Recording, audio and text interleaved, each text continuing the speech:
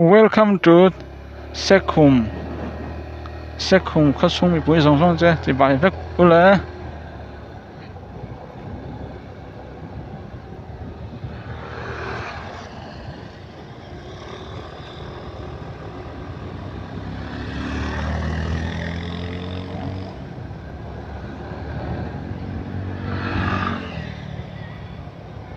Tán chặt lắm nè. Kiện tiếng.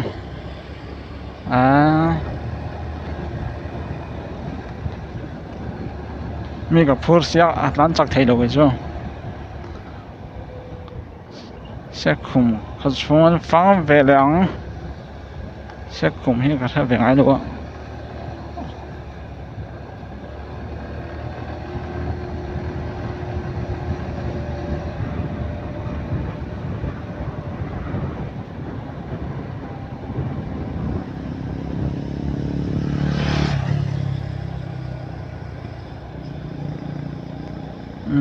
Sekhum anh lột ta Sekhum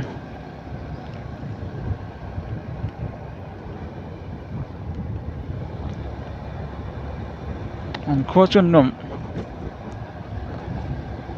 rêu về sao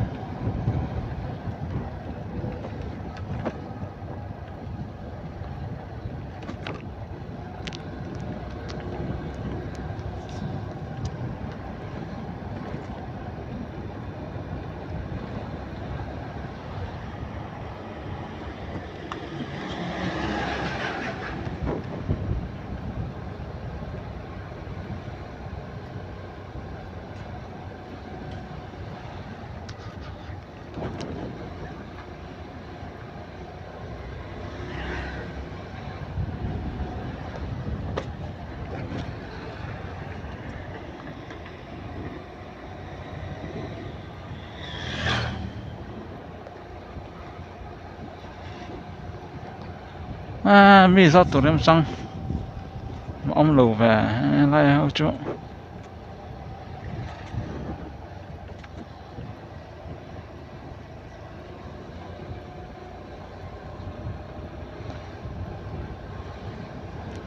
sẽ không biết chỗ con liền nó tục cho người sẵn lòng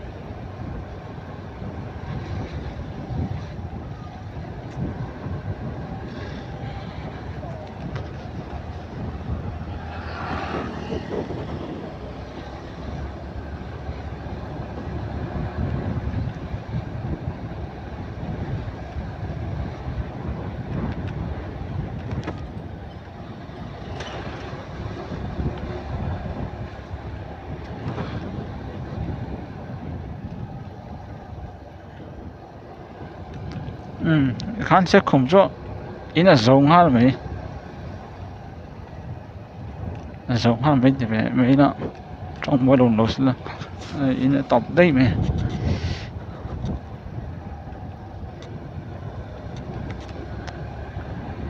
mi giờ tụi em trăng thì lỗi tụi ha